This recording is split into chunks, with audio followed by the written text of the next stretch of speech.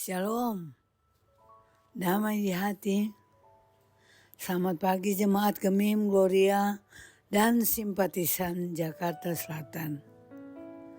Mengucap syukur karena hari ini kita diperkenankan Tuhan boleh melewati sepanjang malam tidur kita, dan oleh anugerahnya Tuhan Yesus bangunkan kita dengan tubuh yang sehat dan kuat.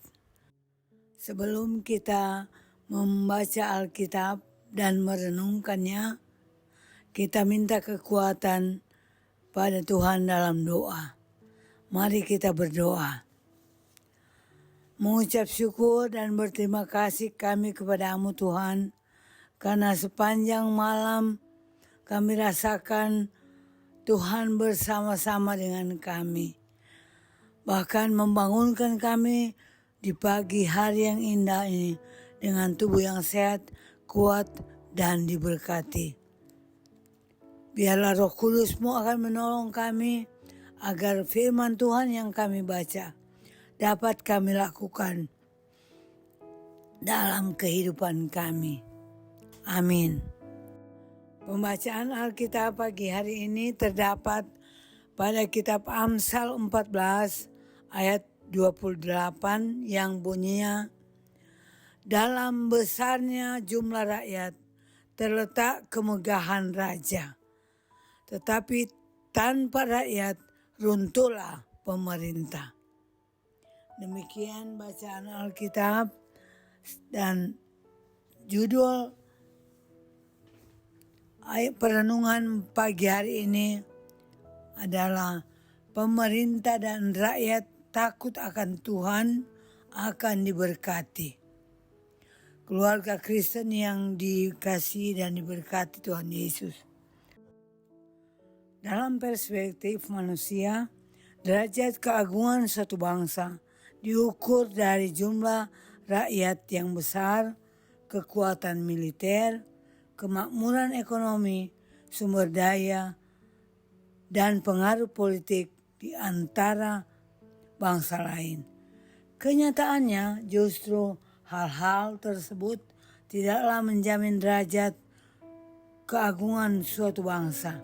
Malahan banyak persoalan yang muncul berkaitan dengan upaya untuk mencapainya. Firman Tuhan hari ini menyatakan bahwa dalam besarnya jumlah rakyat terletak kemegahan raja, tetapi tanpa rakyat runtuhlah pemerintah. Pesan firman Tuhan ini menunjukkan hal yang relatif dan tidak pasti. Seorang raja tidak bisa mengandalkan jumlah rakyat untuk mengukur derajat suatu bangsa.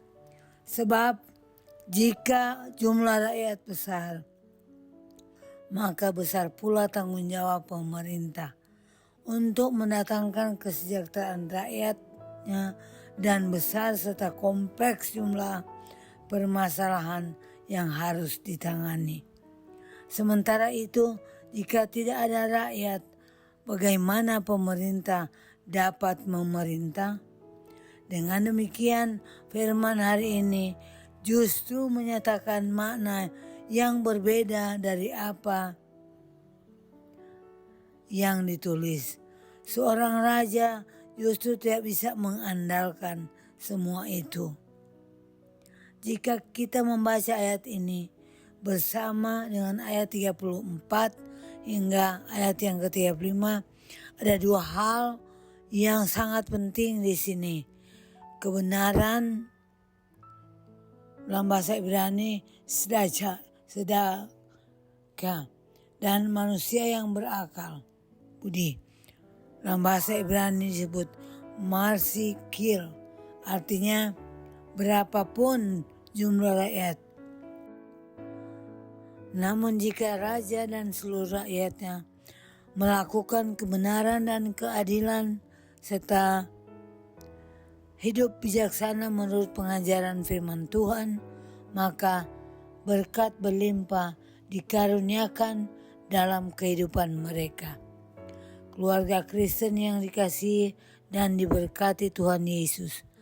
Dari perenungan firman ini, kita diingatkan, baik pemerintah atau raja maupun rakyat dituntut untuk hidup dalam kebenaran dan keadilan, serta memiliki akal budi dan kebijaksanaan agar dapat menikmati berkat pemberian Tuhan Allah.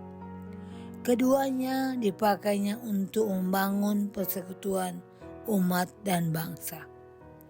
Pemerintah bertanggung jawab untuk meningkatkan kemakmuran hidup rakyat, sedangkan rakyat wajib melakukan tugasnya untuk patuh pada pemerintah. Dalam situasi tertentu, Tuhan Allah juga memakai suara rakyat untuk mengingatkan pemerintah. Oleh karena itu, sebagai umat Tuhan, marilah kita menyuarakan apa yang dikehendaki Tuhan Allah tentang kebenaran, keadilan, dan kasih untuk mendukung pemerintah melakukan tugasnya.